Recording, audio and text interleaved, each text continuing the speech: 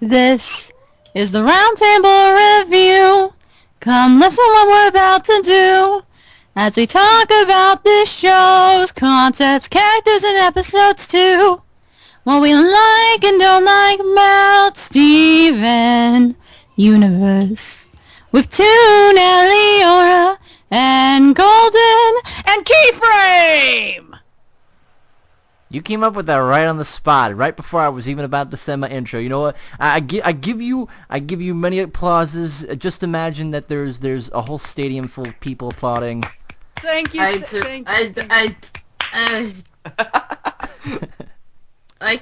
Run the intro, Kevin.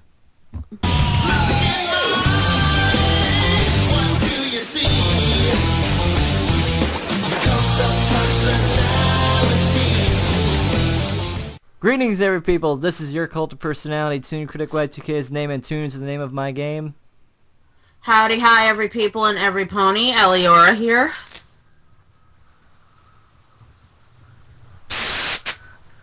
Well, Golden.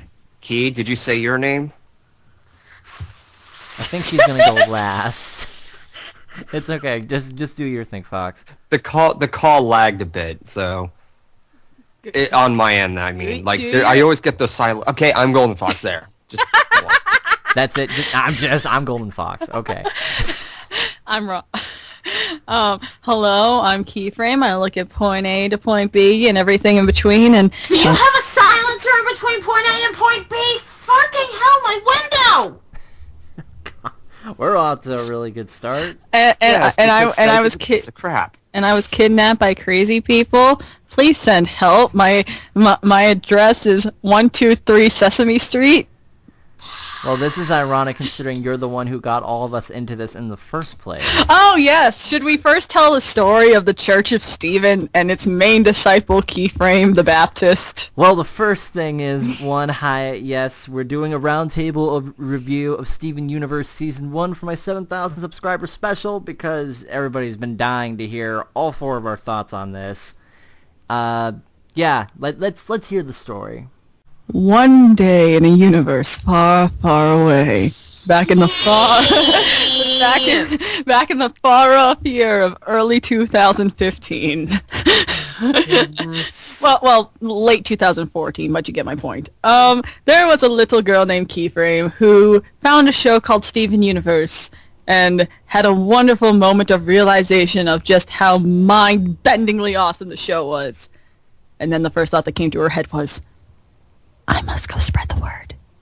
So, I went to my friends in the Talently Creative Clan and spread the word of Steven Universe, and for the most part, they ignored me. I was casted aside. I was downcasted, looked down upon by the pickiness of the picky ears, until I got Puzzle Brony to watch it, and I got my first member of the Church of Stephen, then Golden Fox, and then, after much arm twisting, much torture, much peanuts cutting, Game of Thrones reference, I got ToonKritic to watch, and his denial turned into acceptance. And then Ellie came in, and she liked it. I watched it before Zach did. Okay. A little addendum to the story. Whatever. It was around the same time. No. And I'm not going through any of your lore weaving. And then the Church of Stephen kept expanding. Okay, and end of the story, pretty much all my friends who are fans of the show is because I didn't know when to say give up. Yeah, so that's basically 100, at least 90% accurate of what happened. But point is, we're all fans of Steven Universe. And what is Steven Universe about? Well, time to do your homework, Toon. What is Steven Universe about? Oh fuck, putting me on the spot. Okay, I'll try to lay it down. Steven Universe. She gave it to me. No, this is Golden is your name, ToonKritic. Go sit back down at your chair. This is ToonKritic's report right now. He's standing in front of the class. Let's hope he doesn't pee his pants. So, Steven Universe, it is about this character named Steven. He's named Steven Universe, and he lives with his three moms, Amethyst, Garnet, and Pearl. and they are the crystal gems. They are the aliens from another homeworld. So it's pretty simple slice of life adventure, comedy, romp through the ages, coming of age, many different tropes all slammed together. And it follows them as they encounter different sorts of problems, and yeah, I think that's about it. Every episode has them dealing with a problem, whether it be intergalactic or whether it's just interpersonal. Yeah, and thing to point out, Steven is not the weird love child of a three-way lesbian orgy. No, Steven is a Surrogate mothers. Yeah, surrogate mother. Steven is actually half human, half gem, which they're aliens. They are sentient gemstones that have this illusion of a human body that most of them, if not all of them, choose to be female, with Steven being the only biological male gem of his father, Greg, and his mother, who gave up her physical form to make Steven, named Rose Quartz. Rose Quartz was the former leader of the Gems, and she couldn't... In her own words, she and Steven couldn't both exist, and she just loved her baby too much to be selfish and just keep existing, so she gave up her own life for his. And Steven's gem, which is a Rose Quartz, is his mother's gem. Your turn to add something to this story, Golden. So Pearl is the one who tries to be calm and tries to situate everything, but gets easily frustrated, and she has the ability to pull a spear out of her head. You have Amethyst, who's a bit of more of a rebellious sort of character who likes to just get into trouble and do a lot of silly things, and has a bit of a conflict with Pearl. So there's a bit of an interesting dynamic of the two. And then there's Garnet. Don't underestimate Garnet. She's not the typical monotone character that you see all the time in the show. It actually gets a little more interesting. I'm not going to spoil you anything, but you're really going to get your mind blown. Thank you, Aaron. How we're going to break this down, we're going to do what we like, what we didn't like. If you've seen a Roundtable review, you know how this goes. Like, didn't like, characters, episodes, and yeah. But here's what we're going to do. For what we like and what we didn't like, we're only going to pick one thing each, so that we don't go overboard into how amazing this show is.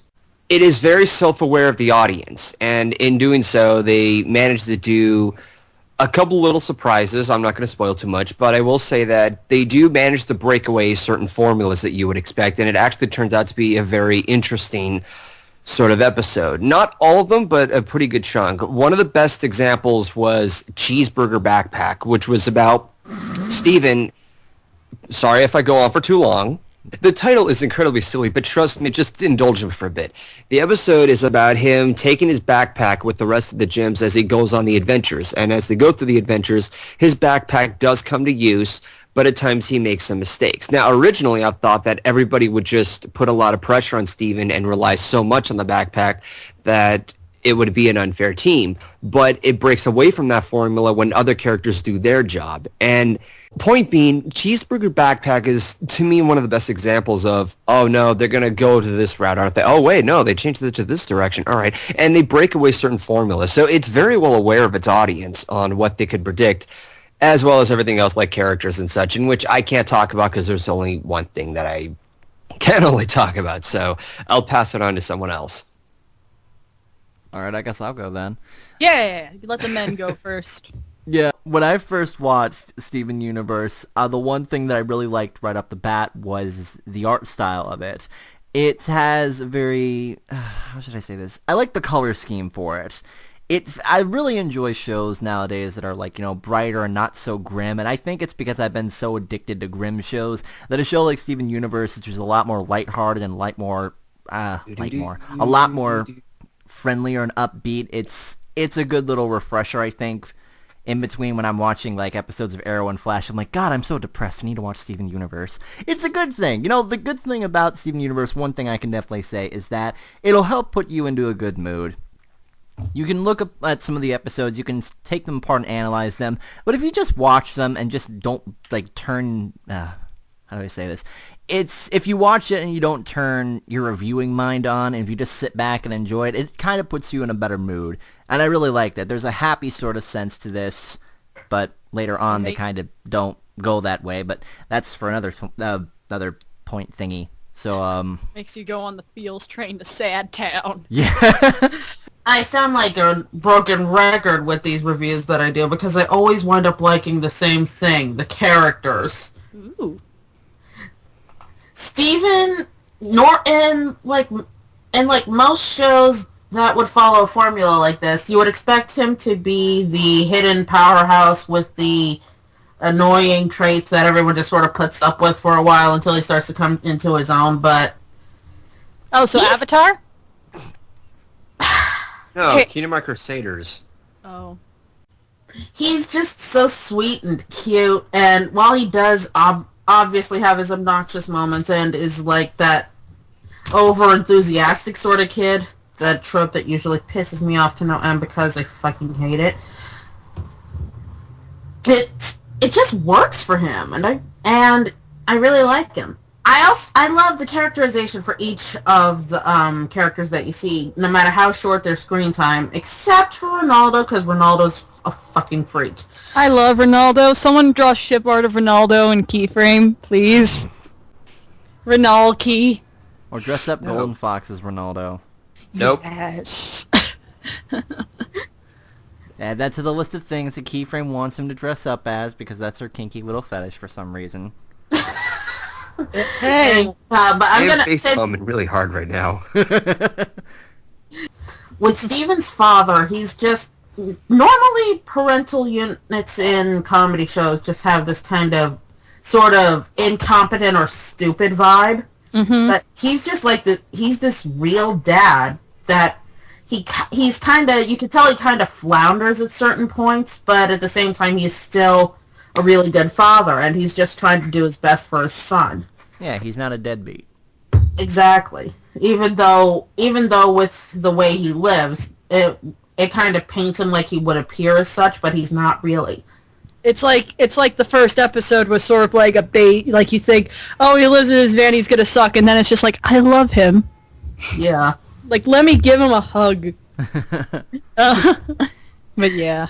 Now, Garnet, like Fox said, you don't want to underestimate her because she seems like she would be bland and monotone, but she's basically just reserved. I have my own headcanon as to why, knowing what I know, but that would be spoilers, so I'm shutting up.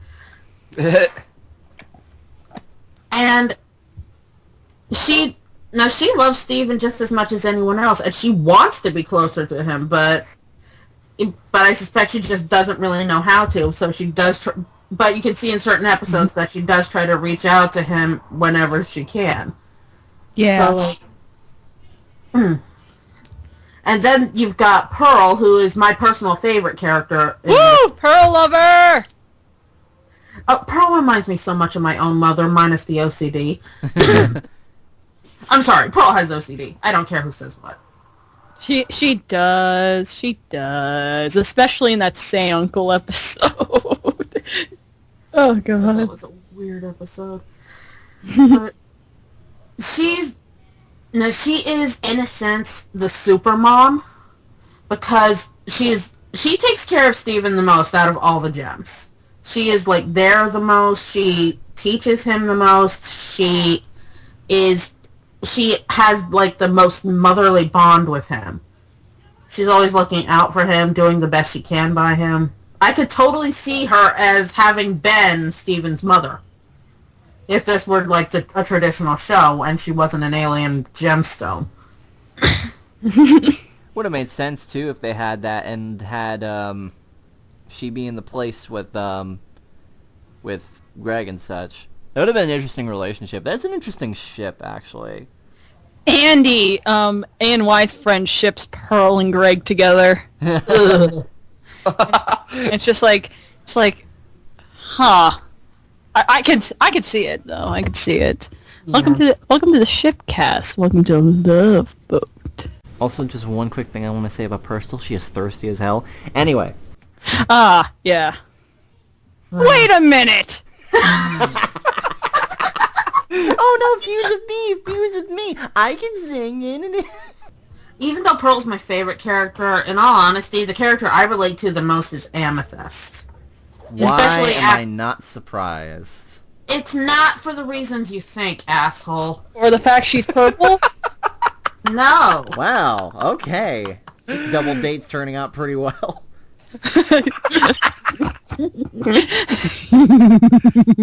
Anyway, what are the reasons that you relate to Amethyst?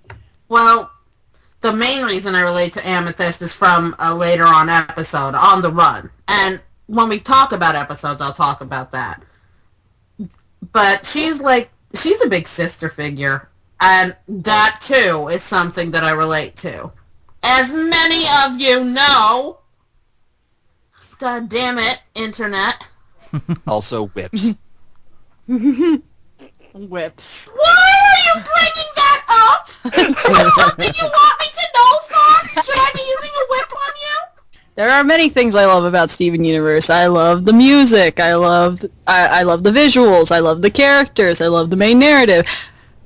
But there's one thing I always point out when people ask me, why do you love the show as much as you do? And that's because I feel like it does something that is not seen in children's shows, let alone any show, and except maybe some adult comedies, but to a weirder degree. It embraces its imperfections. And it does that through its visual style, it does that through music, it does that through the characters in and of themselves. And visual-wise, when you look at the character designs, they're all varying body types. They're not like, Equestria Girls where you only get one, maybe two different body puppets. They are all, like, Garnet's very lanky, not Garnet, Pearl's very lanky, Garnet has very wide hips, Amethyst is very short and chubby, Steven is chubby, Greg, Sadie, Lars, they all look different. They all have identifiable silhouettes. But also in its animation, because you can look at some frames and there is moments where the characters do go slightly off model. And in some cases, people will find as a deterrent, but in Steven Universe it just works because it adds to the organicness of the show in what it stands for. And then with music, it's like, it's very simplistic music. And even like, me and Voice were talking about this, the song Dear Old Dad. At the end of the song, Steven and Greg are singing slightly off key to what the actual instrumental is, and to most cases I would be like, eh. But in that case, it felt so real and sweet, like these are two real people bonding over playing music. And then it just does it through its characters. Like Cheeseburger Backpack is the biggest example of you shouldn't try to hold yourself up to being perfect all the time. You are good enough because you're you. That, you may fail sometimes, but that doesn't mean that people don't love you anymore, that you are not a good person just because you don't do everything right. You're still just as great as a person because of it.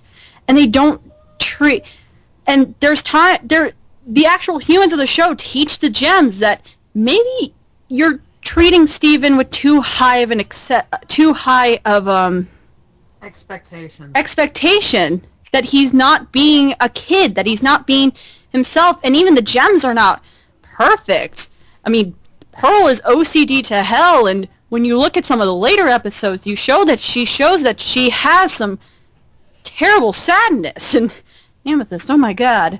And even Garnet has her problems, and there's a character named Connie who I absolutely love, who has their own insecurities. These characters feel real with their flaws, and you don't hate them because of their flaws. It makes you love them more, and shows usually try to give the presentation that there's that expectation to try to get perfect. This show, you don't feel that. You feel like they will improve, their characters will develop, but they will still have flaws or create new ones with the new abilities and advantages that they gain, and you're happy because of that. They revel in the fact that they're not perfect. And I just love that so much, and I wish more shows would do that. But I guess if more shows did, Steven wouldn't be as special. Somebody explain to me how it is we told her to talk about one thing and she still managed to talk about everything. Because I have a special skill, and that is being me. So now we jump from the good to what we really didn't like. And, is it just me, or is there really not a lot to complain with this? I feel like all of our complaints will probably either be the same or very, very, very small things in the grand spectrum. Yeah, so if they're And- just little small things, then they're just really considered nitpicks. Yeah. Yeah, because overall, this show is probably one of the best animated series to come out in the 2010s. And like one of my complaints was, well, some of the episodes are kind of off, and some of the characters can be annoying. But that's you gonna could say happen. that for like a majority of like cartoons out right now. So Or in Yeah. any time period. yeah, Yeah. so I, I guess mean, let's we're all not kind of for- on the collective. Yeah. Let's not forget that, Avatar had some of its own episodes. Hint, hint, The Great Divide. Yeah, so I guess since I was last, I can start first with the thing I didn't like, because that will be very, compared to other things, it'll be very quick. Okay. Okay. Nothing! No, Ellie. I'm not gonna be a blind fangirl. Everyone thinks I am, but I'm teasing. I know, dear, I know. God, it's actually really hard. I think the one thing I didn't like about the show, and the thing is, it went away really quickly, was Amethyst's character. And that went away after a couple episodes. Like, her early episodes, she complained a little bit too much for my liking, but it's like, I still thought she was okay. I just favored Garnet and Pearl more. But as the show progresses, she's gotten a lot better, and she's my second favorite gem, and yeah, pretty much that was the only thing. Early characterizations can be hit and miss on some people with the first few episodes, but I still think they did a pretty good job for a first episode, Yeah. Anyway, that's all I have. I have a thing. Yay, do your thing. The runtime. Ah, yes, the great new trend of 15-minute runtimes. I absolutely can't stand it.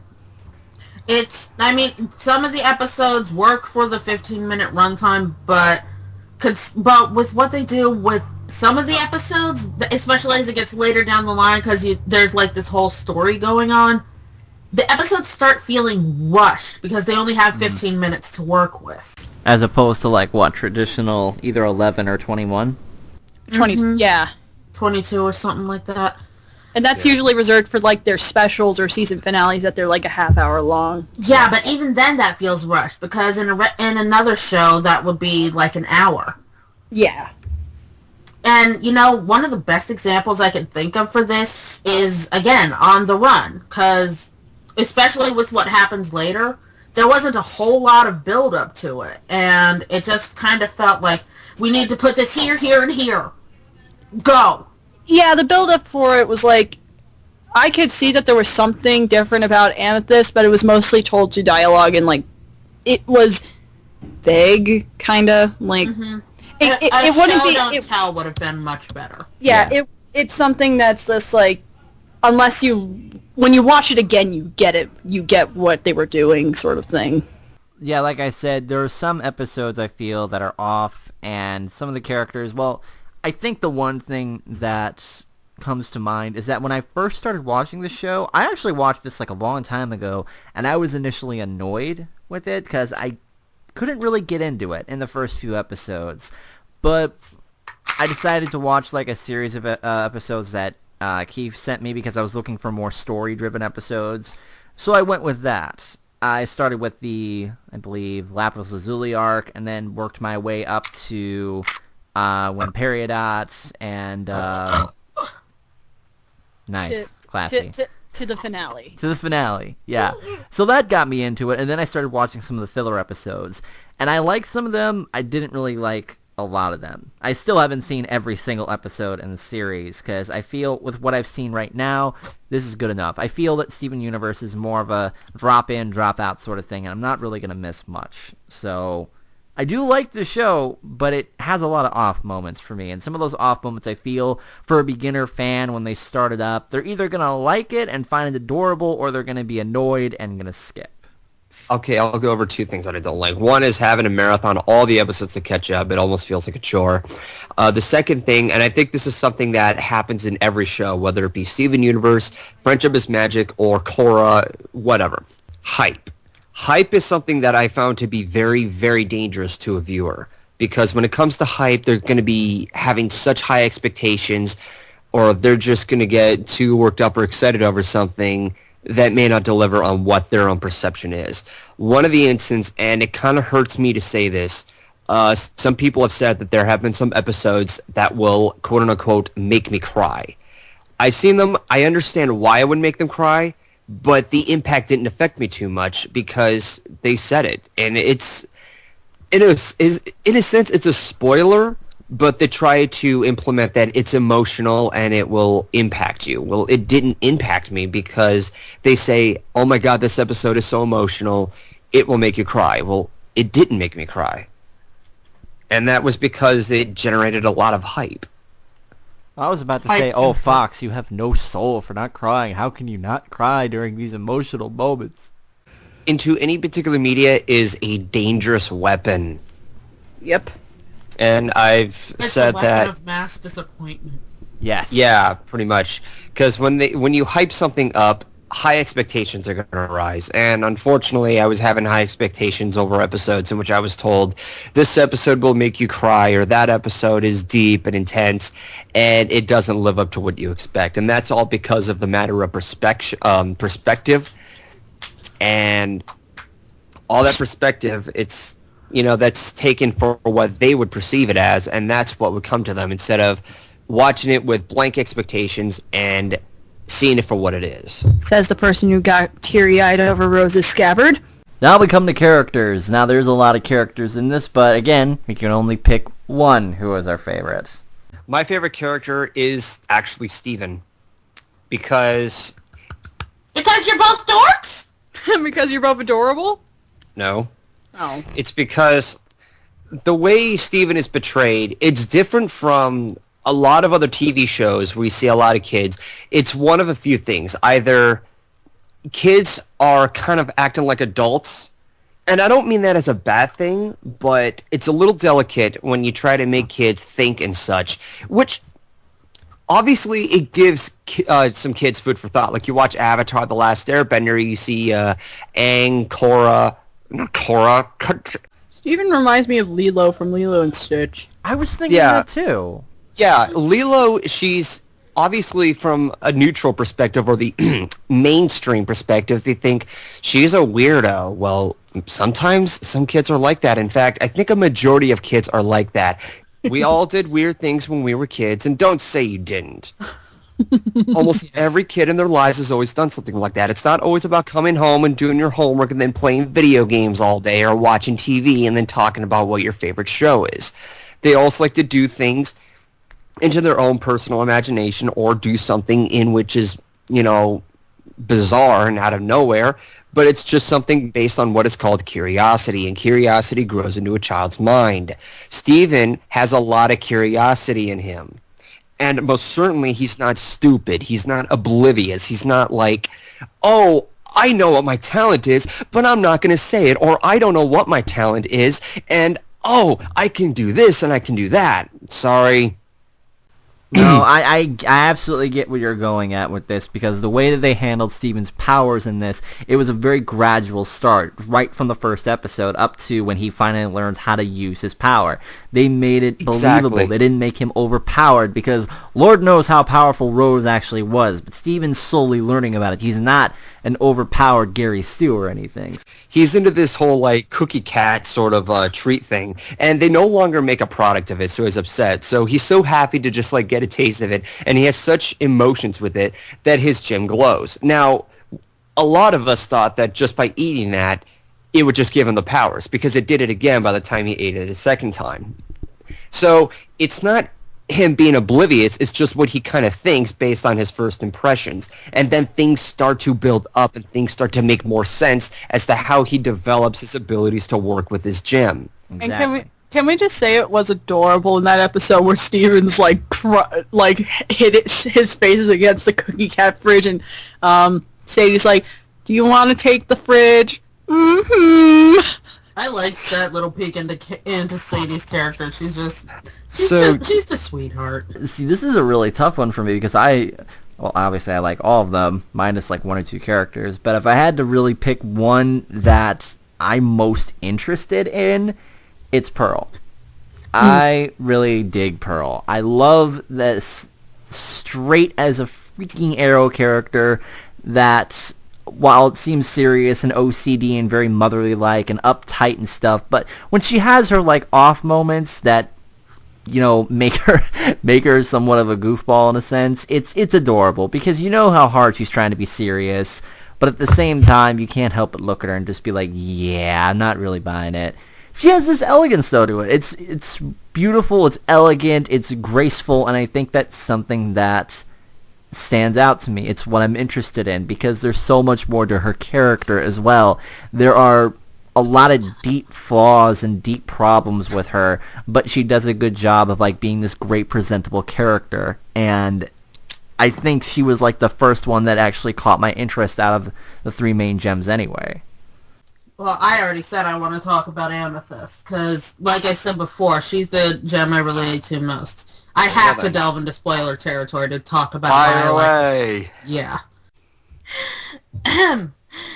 Anyway, the reason I like Amethyst so much, because initially she comes off as just like this I don't give a flying fuck character, and not necessarily in a good way, because she... Fuck you, vehicles. Yeah, we want to talk about this episode too. Zach, I swear to God! Eric, can we get a minivan with a smile gently driving across the screen, and make the driver a little hamburger? Amethyst initially, like, the first time you even see her in the show, she just, like, comes in and shapeshifted into, like, some sort of fake police officer.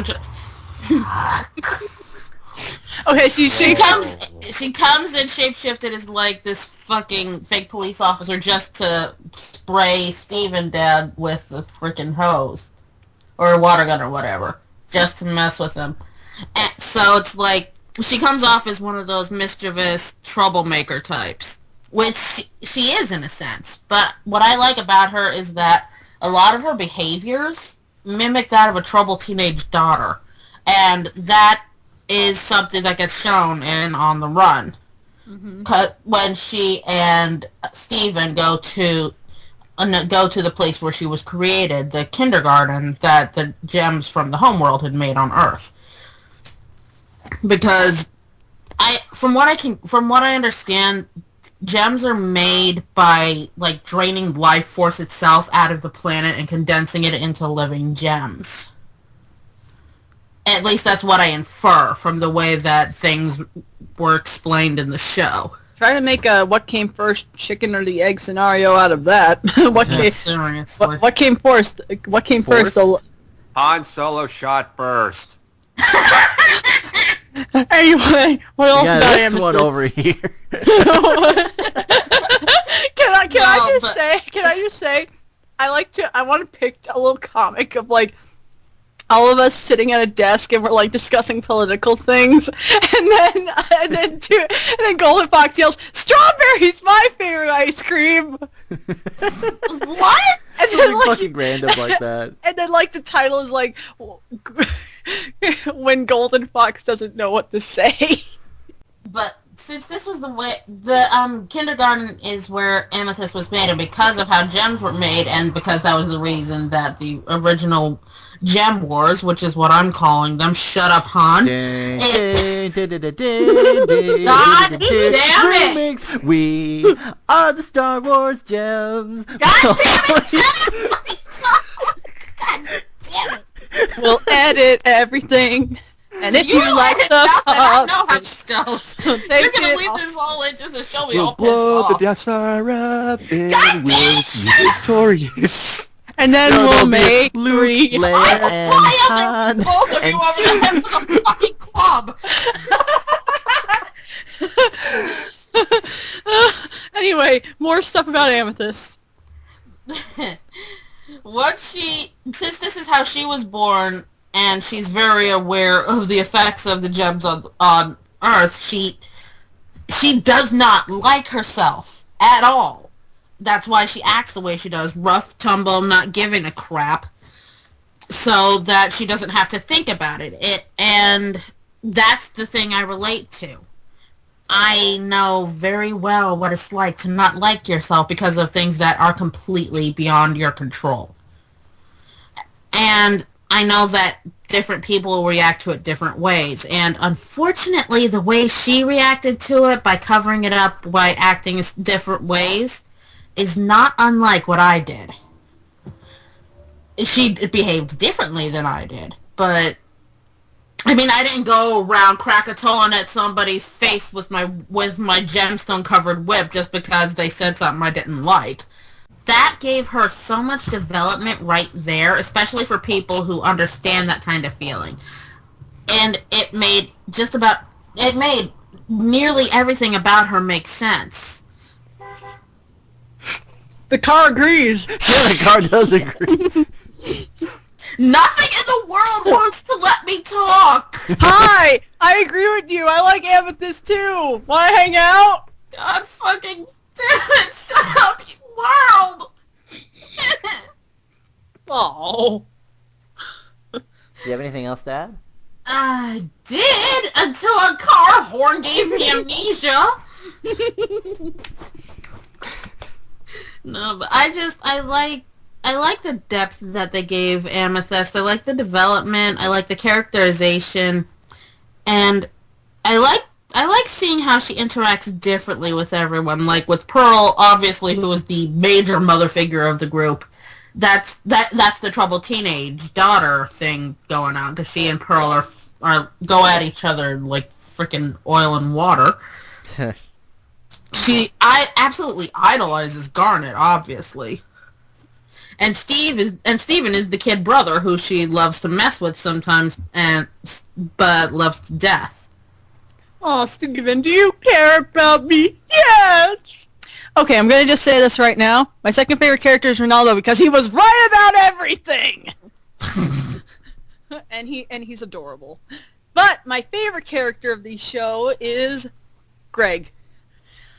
I mean, God, what a don't judge a book by its cover story is Greg. Am I right? I mean, the first time you see him, he lives in a van, he has a gigantic storage unit full of random stuff, and he's a failed musician. That just reads deadbeat dumb dad on the tin. No.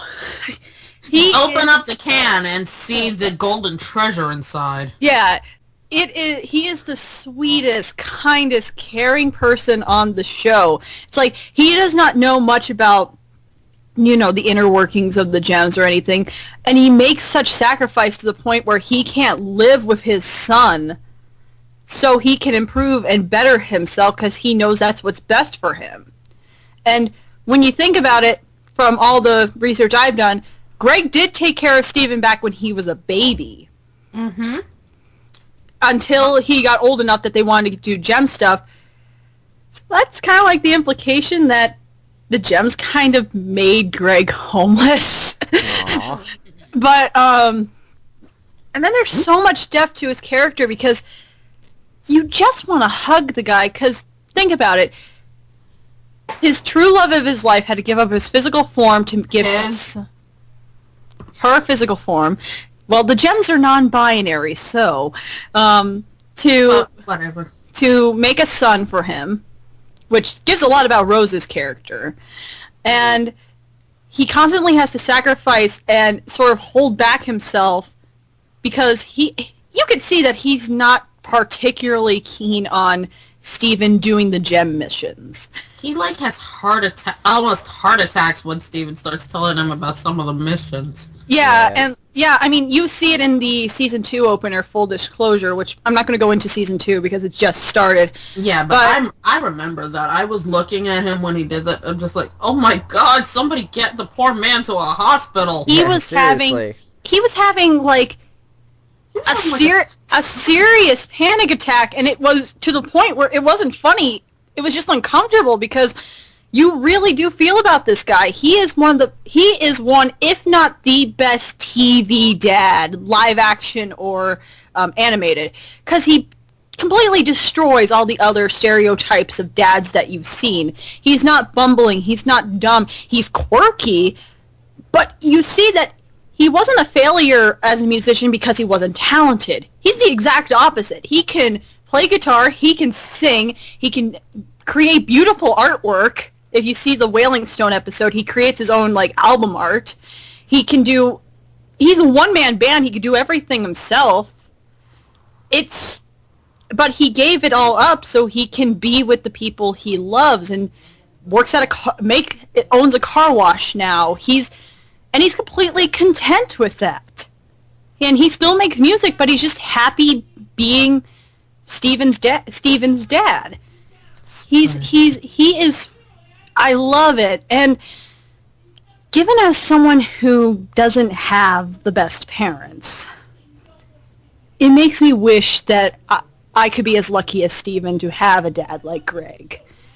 And man, I would love that. And I feel like more parental figures like Greg should be seen in other forms of media because he's a very unique type. He's a single dad who has to do all this stuff. And it shows that just because, they may not be physically present in the life in the way of living with them or anything, or non-traditional family sort of stuff, that doesn't mean that it's messed up.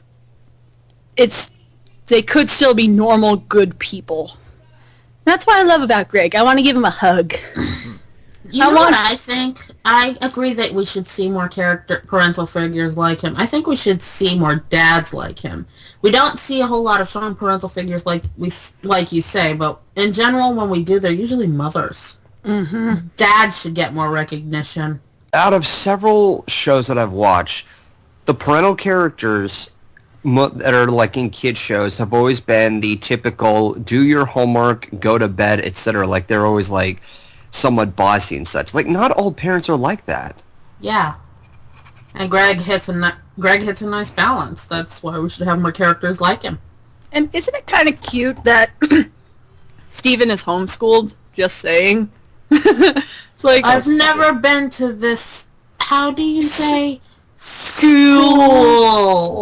Oh my god, it's just it explains a lot about how Steven is so open with people because he hasn't faced that terrible socially numbing hell that is public school. Or otherwise known as junior high. Otherwise known as reality. He's very isolated. So, to end this, let's make this interesting. If you were to introduce Steven Universe to somebody, what would be the one episode that you would choose? If I had to pick an episode to show to a new time fan, there's one of two ways you can go with it. You can either start them out with the story arc like Toon did, and then have them watch the rest of the episodes on their own time. My personal recommendation of an episode that people should watch is actually kind of unorthodox.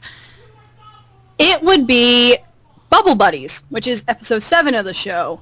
And it's because I feel like it has one of the best balances between introducing these weird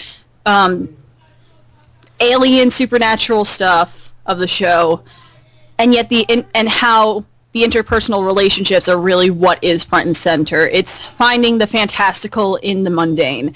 And the character interaction between Connie and Steven, I could sing my praises about Connie all day, but their relationship is so real and so sweet. And the humor is great in the episode, too. And I feel like overall rounded, it's just such an episode that gives you that balance of feels and laughs and interesting things to see. And I just love it, and I feel like that's a great first taste of the show, because if you introduce them to something like Larson the Cool Kids or Too Many Birthdays, they may think that it's like showing Pinkie Pride as the first episode for MLP. You don't want to give it... You want to show what its normal standard is. And not its high point.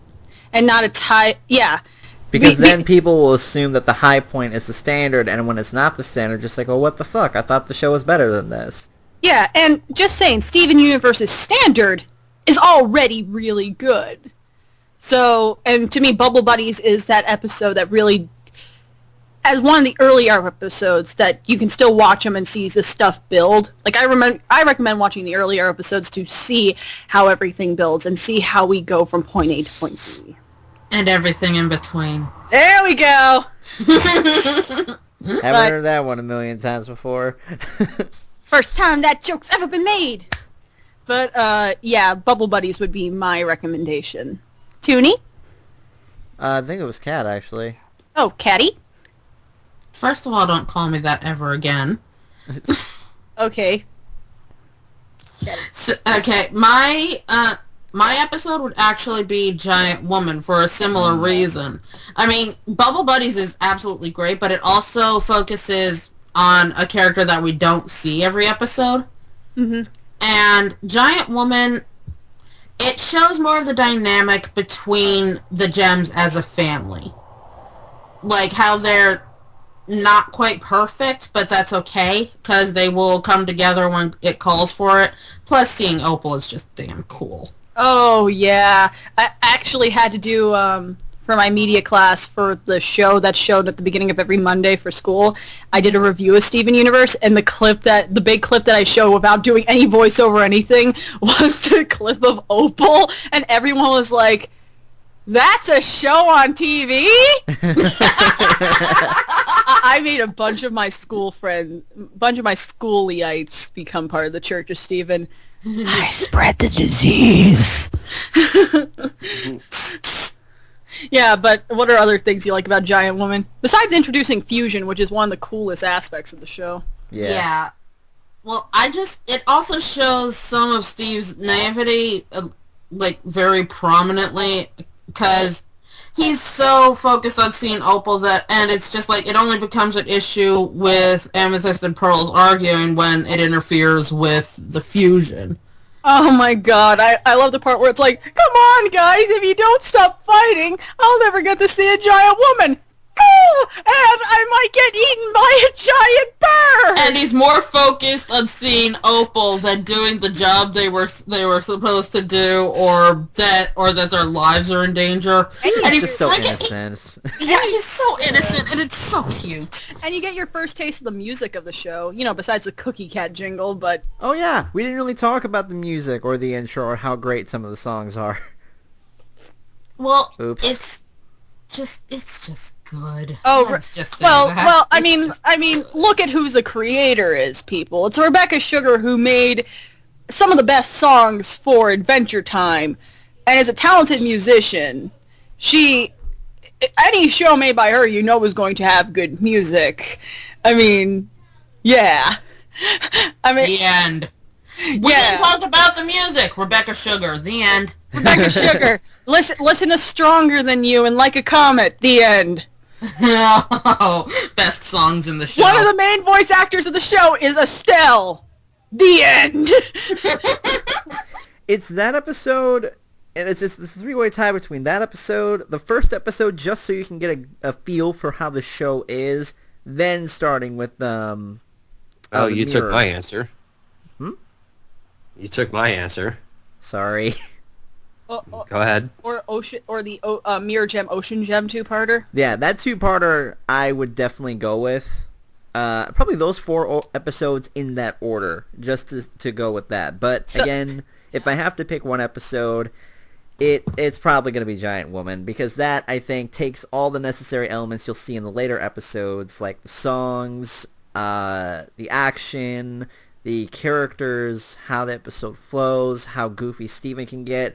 It's a nice little introduction. The only sad thing is that you don't get a lot of development with Garnet, but given how slowly Garnet develops, it's like if you want an episode like Giant Woman that gets more Garnet time than Amethyst and Pearl, Serious Steven actually would be pretty good for that if you want to know more about Garnet from the beginning.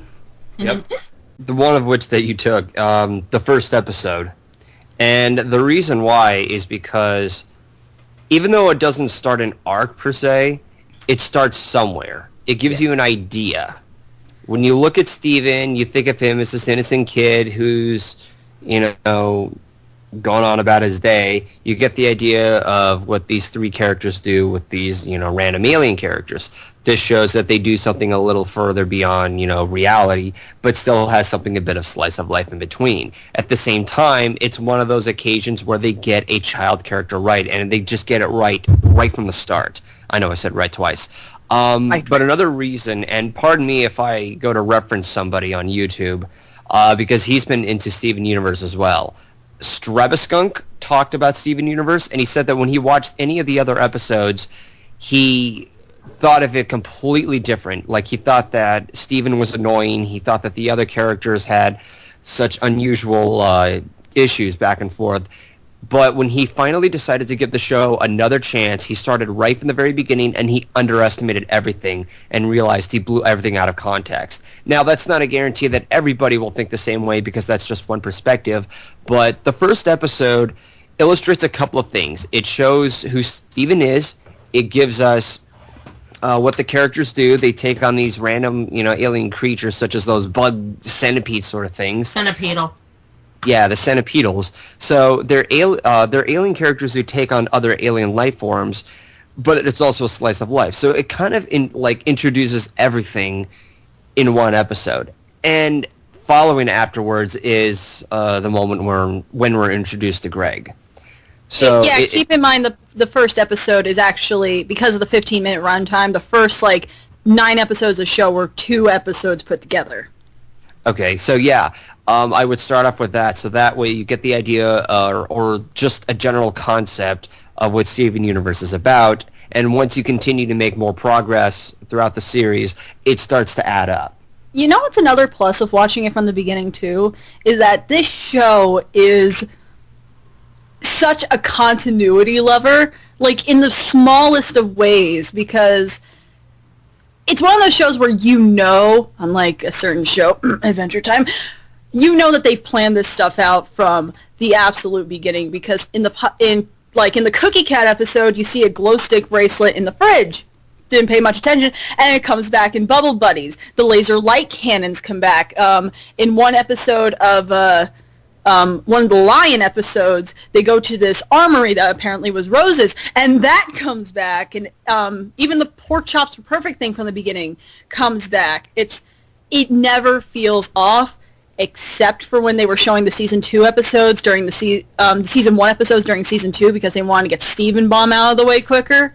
But that's only because of Garnet's appearance. If they had edited that it would have still flowed.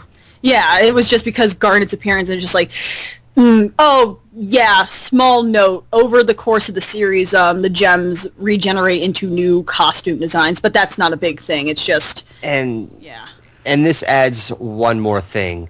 While we see what's going on in the first episode, it adds, a couple of things that are not explained yet, or some things that are kind of left open. One of which is how Steven tries to figure out how to work with his gym. After he takes a bite of that cookie cat and then he does it again, the viewers would think, okay, maybe that would work somehow, some way. Oh, wait, it's not working when he's confronted with that, what is that thing again? Centipedal. Centipedal. The centipedals come back too. Yeah, we're spoiling too much. It leaves you to guess, how is it that Steven would be able to activate his gym? Well, something made him happy. Maybe there's just something on the level of emotion. Other characters demonstrated their level of emotion. This would leave something for you to guess. Maybe Steven has a gut feeling? We don't know. It's something that... because it's in his belly. You know what I mean. Yeah. I see what you mean. So it opens itself up to a source of mystery that would engage the viewer and be curious in a later episode and progress from there on out. And as you pointed out, Key, it has some nice continuity add-ons, and it just has a lot of this development, even if some of them are slice of life. Yeah, but just as a question, because I feel like it needs to be stated, what is an episode that you would never recommend as the first episode, which could also count as, what is your personal least favorite episode of the series that you've watched? Because going into almost 1.5. I know, but we need to at least get the least favorite episodes. We did what we like and don't like in general. That French fry episode. Frybo. That episode Yeah. was that episode was that episode was so That episode was creepy. so bizarre, but there is a difference between least favorite and episodes that I wouldn't recommend. I don't really If there's have any. Well, I actually would say that as the series gets a little more interesting, a little more emotional and such, if those episodes were recommended to the viewers at first, it would set their expectations too high. Yeah. Yeah. My least favorite episode, and that's just because it's focused on my least favorite character because he scares me, is Onion Trade because goddamn I couldn't sleep after Onion that. is so fucking creepy. I couldn't sleep after that episode. It's like him in front of a fire, running over We have another ketchup escape gap. in front of ketchup packets and stuff. It's just like, the fuck? Even the characters were creeped out. It's just like, no. I remember when Steven was talking to what's her face in the kindergarten, and he's like, there are lots of other humans. My dad, Connie, Onion, I think. Yeah, because like, what is Onion? He doesn't even have ears. Nobody knows. Yeah. What's your least favorite episode, Toonie?